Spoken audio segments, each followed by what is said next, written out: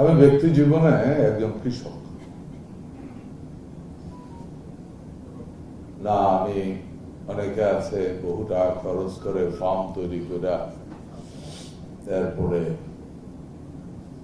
ফার্মের মালিক হয়ে বাংলোতে বসে ফার্মের মালিক হয়, আমি সেই কৃষক না। আমি হাল চাষ থেকে শুরু করে খালি ইচ্ছা মাছ ধরা থেকে শুরু করে জাল মারা থেকে শুরু করে ধান কাটা পর্যন্ত সবগুলো আমি পারি। আমার কাছে যেটা ভালো লাগছে, আজকে আমি এখানে বেশ কয়েকজন উদ্যোক্তার কথা শুনছিলাম। আমার একদম ছোট কালে আমার একটা মনে একটা প্রশ্ন জাগতো সবসময়। আপনাদের মনে আছে কিনা জানি না, পাকিস্তান আমলের কথা। আখতার আহমেদ খান যখন কৃষকদেরকে নিয়ে সমবায় সমিতি করে, সৌভাগ্যক্রমে ওইটা আমার উপজেলা হয়েছিল, তখন থানা বলতো কোতোয়ালি, যার জন্য এটার নাম হয়েছে KTCC, কোতোয়ালি কৃষক সমবায় সমিতি। আমি ওই উপজেলা বাসিন্দা এবং প্রথম যে 3টা সমিতি করেছে তার ভিতরে আমার গ্রাম আছে। অ্যাকচুয়ালি আমাদের অঞ্চলটা কিছুটা জলা অঞ্চল ছিল। তখন আখতার আহমেদ খান এরকম স্ক্রিন দিয়ে মেশিন চালিয়ে সিনেমা দেখাইতো গ্রামে গ্রামে। কি সিনেমা দেখাইতো? যে পৃথিবীর বিভিন্ন দেশে কৃষকেরা কিভাবে উন্নত কৃষি আবাদ করে। আমরা তখন নাঙ্গল, হয়তোবা আপনারা এখানে জানেন অনেকেই, ট্রাক্টর দিয়ে হাল চাষ করার পরে বহু লোকের সমাজ থেকে বের করে দিয়েছিল যে বেদাত কাজ শুরু করছে। মাটির তলের থেকে পানি উঠে ইরিগেশন শুরু করার পর বহু লোকের সমাজচ্যুত হতে হয়েছিল বেদাত। আমি সেই যুগের মানুষ, তো আমি জানি। তখনই আমার মধ্যে একটা প্রশ্ন জাগছিল ওই সিনেমাগুলি দেখার পরে, যে যে দেশগুলিতে এত উন্নত কৃষি, ওই দেশগুলিতে কিন্তু বছরে মিনিমাম 4 মাস থেকে 8 মাস পর্যন্ত বরফ ঢাকা থাকে। আর আমার দেশে বছরে 12 মাস ফসল ফলে, তারা হয় ধনী, আর আমার এখানে 12 মাস ফসল ফলে আমরা হই গরিব। আমরা কেন গরিব? এটা নিয়ে আমার মধ্যে সেই সময় থেকে 4-5 পড়ার সময় থেকে আমার মধ্যে একটা প্রশ্ন জাগছিল, যার কারণে এই দেশ কৃষি নির্ভর দেশ। সোজা কথা, কৃষির উন্নয়ন হলেই দেশের উন্নতি হবে, আর না হলে হওয়ার কোনো সুযোগ নেই। যে যত কথা বলুক, আমরা সবাই রুটস কিন্তু গ্রামে। আমি না হয় আমার বাপ, না হয় দাদা, নাহলে তার দাদা, কোনো না কোনো ভাবে আমরা কৃষক সাথে জড়িত। সুতরাং এই দেশের এখনো 70 থেকে 80% লোক ডিরেক্ট অর ইনডিরেক্ট কৃষির সাথে জড়িত। কৃষির যদি উন্নতি হয় তাহলে দেশের উন্নতি হবে। এই কারণে আমি সৌভাগ্যবান আজকের এই অনুষ্ঠানে আসতে পারি। এখানে যে সমস্ত ব্যাপারে বলা হয়েছে, আমার মনে হয় যারা বক্তব্য দিয়েছেন একই সাবজেক্ট। আমার আগে কৃষি প্রতিমন্ত্রী সাহেব বক্তব্য দিয়েছেন, একই জিনিস, তথ্য এক জায়গাতেই বলতে আছে, নতুন কিছু বলার নাই। শুধু আমার যে কথাটা বলার আছে, বর্তমান সরকার, আপনারা জানেন আমাদের নির্বাচনের আগে কিছু দফা দেওয়া হয়েছিল, এবং যে দফাগুলি দেওয়া হয়েছিল তার ভিতরে সবচেয়ে বেশি প্রায়োরিটি দেওয়া হয়েছিল কৃষিকে। এবং খুব কম সময়ের মধ্যে আমরা কৃষি কার্ড বা কৃষকের কার্ড আমরা চালু করতে যাচ্ছি খুব কম সময়ের মধ্যে। এটা করার প্রধান কারণ, আমাদের কাছে অনেক ডাটা নেই। আমরা সবাই বলি যে এদেশে প্রায় এত কোটি গরু আছে, এত কোটি মহিষ আছে। সত্যিকার অর্থে আমাদের কাছে কিন্তু কাউন্টিংটা নাই।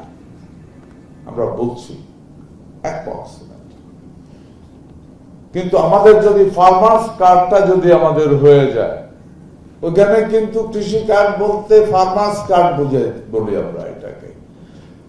আমাকে যদি বলা হয় যে বাংলাদেশে কত সুপারি উৎপন্ন হয়, কত চাহিদা আছে, আমি বলবো 1%।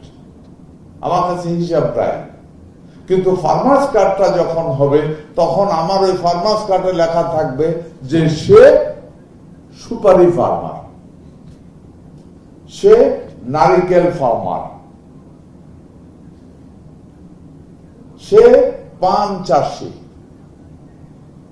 কারণ বহু এলাকা আছে যারা পানের চাষী, সেটা শুধু পানই তৈরি করে, সে আম।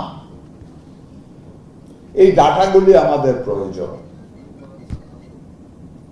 এই কারণে আমাদের এই ফার্মার্স কার্ড, এর ভিতরে আমরা আশা করছি যতটুকু সম্ভব সমস্ত ডাটা ওই কার্ডের মধ্যে নিয়ে আসা। মানুষ উপকৃত হবে, দেশ উপকৃত হবে, একুরেট ডাটা আমাদের কাছে থাকবে। সরকার তখন ডিসিশন নেওয়া অনেক সহজ হবে। আমরা দেখেন সার নিয়ে কথা বলি, গরু নিয়ে কথা বলছি। এদেশের এত ঘাস হয়, প্রচুর ঘাস আছে। ছোটকালে আমি জানি না আপনারা কে কোন টাইপের কৃষক। আমি আগেই বলছি আমি ধান কাটা কৃষক। আপনি আমার খেতের আইলে নিয়ে বসায় দেন, কাছে দিয়ে দেখবেন এমন ভাবে ঘাস কাটে নিয়ে আসবো, 6 দিন পর্যন্ত আর ঘাসের পাতা দেখবেন না। আমি এত ভালো ঘাস কাটতে পারি, আমি প্রাউড ফিল করি। I can do that. আমাদের দেশে এত উর্বর মাটির পরে গোখাদ্যের দাম কেন বেশি হবে? কোথাও কি প্ল্যানিং এ ভুল মনে হচ্ছে না?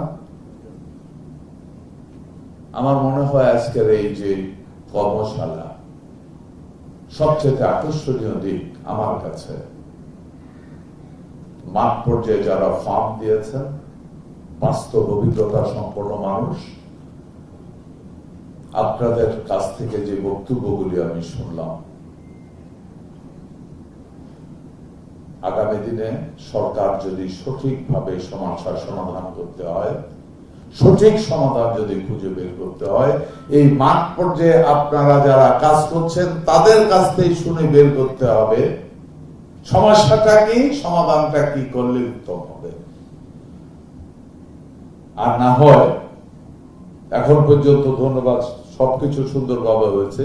আর না হয় ওই যে কোন লোকের বলছিল না যে পাট গাছ কি করে, পাট গাছ এমন একটা গাছ সুন্দর মতো চিরাইলে পালং হয়, কাঠ হয়, ইত্যাদি ইত্যাদি। কারণ সে পাটের পরে গাছ শুনে মনে করছে মোটা তাজা বিরাট কোন একটা শাল গাছের মতো কিছু, আর হয়তো পাট গাছে চিনে না।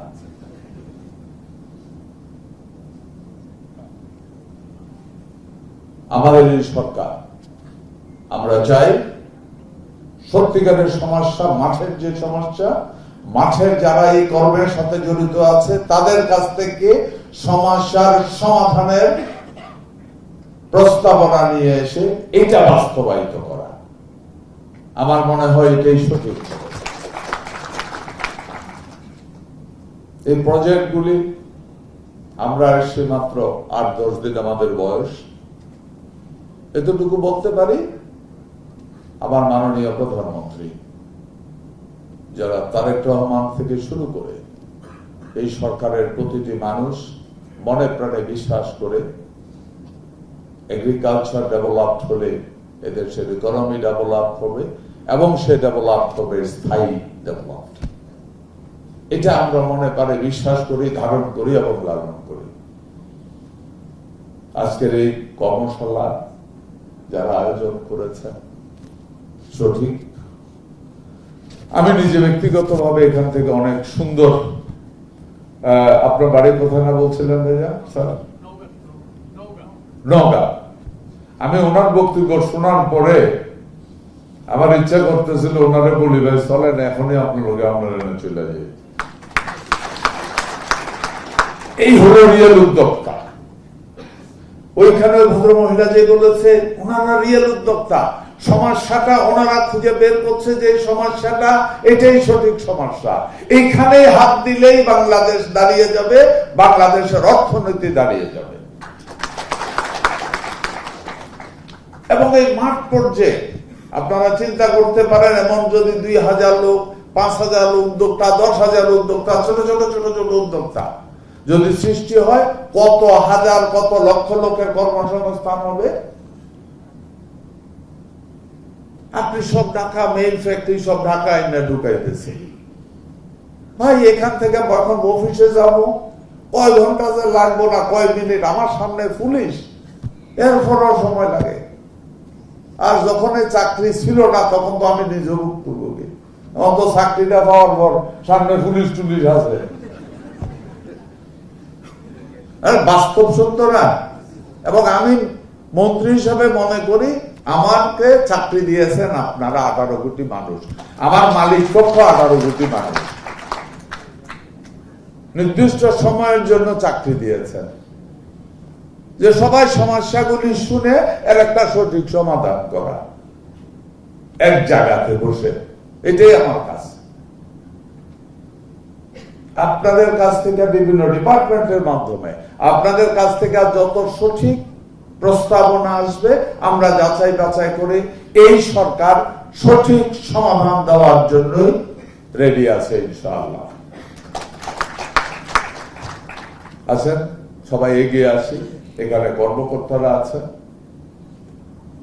যারা কর্মকর্তা আছেন, উদ্যোক্তা যারা আছেন তারা তো আছেনই, যারা কর্মকর্তা আছেন এবং এখানে যারা উপস্থিত আছেন, বক্তব্যের শেষ প্রান্তে এসে আমি এই টপিকস নিয়ে আমি এমন কিছু বলতে আমার বলার মতো মনে হয় কিছু নেই।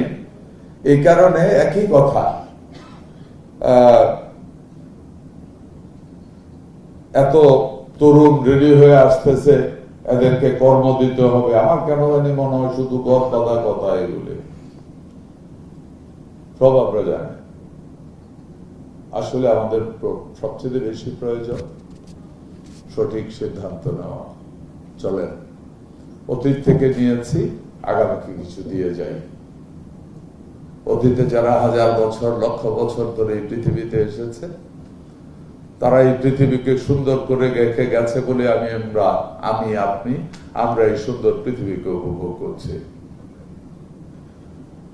আমি মনে করি আমাদের সবচেয়ে বড় পবিত্র দায়িত্ব এবং কর্তব্য আগামী দিনে যারা এই পৃথিবীতে আসবে তাদের জন্য আরেকটা সুন্দর পৃথিবী উপহার দিয়ে যাওয়া। সরকার হিসেবে এই দায়িত্ব আমাদের, যারা সরকারে অবস্থান করছি এই দায়িত্ব কর্মকর্তা যারা আছেন তাদের, যারা মাঠ থেকে সরকার পর্যন্ত ব্রিজের হিসেবে কাজ করেন তাদের, এই দায়িত্ব প্রতিটি নাগরিকের, প্রতিটি মানুষের। সরকার লোন দিতে পারবে, কিন্তু সেই লোন নিয়ে এখানে দেখেন আমাদের কাজের ভিতরে আমি সবচেয়ে যে জায়গাটাতে আসছে আমাদের সচিব সাহেব থেকে শুরু করে আপনারাও সবাই এক বাক্যে বলবেন, সবাই বলে যে মহিলাদের কর্মসংস্থান, মহিলাদের কর্মসংস্থান। এটা বলতে আমার কাছে একটা জিনিস, আমাদের সচিব সাহেব একই কথা বলল যে স্যার মহিলাদের কর্মসংস্থান করাইতে হবে, ফান্ড মহিলাদেরকে দিলে এটা নষ্ট হয় না, এটা কাজে লাগে। তার মানে সবাই কর্ম করার ক্ষমতা আছে, মহিলাদের প্রশ্নে একটু ভিন্নতা, এই কারণে অভাবটা ফাইনালি ওনারা ভোগে বেশি। এই কারণে ওনাদের হাতে কোনো সম্পদ গেলে মনে করে যে যত ভাবে সম্ভব এটারে একটু বুঝাই, ফার্লেট মুরগার ডিমটা না খাইয়া এটারে ফুটাইয়া একটা বাচ্চা বাইর করার চিন্তা করে। আর আমি যে আছি, আমি যাই হয়তো বলি যে ডিম দিলা না, এটা সবার উপর ডিমটা মুরগার ডিম পারলো। আমি ঘরের ডিম মানে আমার নিজের চাষটার ডিম খাই, আমি দেশি মুরগির ডিমটাই খাই। আমি খুঁজি আসলে একটা জাতিকে যদি উন্নতি করতে হয়, পুরুষ এবং নারী এবং নর সবাইকে এগিয়ে যেতে হবে। বিভিন্ন কারণে তৃতীয় বিশ্বের এই দেশগুলিতে, আমাদের দেশগুলিতে নারীদেরকে অনেক ভালো সুযোগ দেওয়ার বা সুযোগে রাখা হয়নি। এখন সুযোগ এসেছে, এগিয়ে নিয়ে যেতে হবে। আমাদের সরকার নর এবং নারী সবাইকে একই নজরে দেখবে। এই মুহূর্তে বাংলাদেশের ইতিহাস নারীর সংখ্যা সামান্য হলেও বেশি আছে। সুতরাং এই বড় জনগোষ্ঠীকে কেউ যদি মাইনাস করার চিন্তা করে, আমার মনে হয় সবচেয়ে বড় ভুল করবে। এটা হতেই পারে না।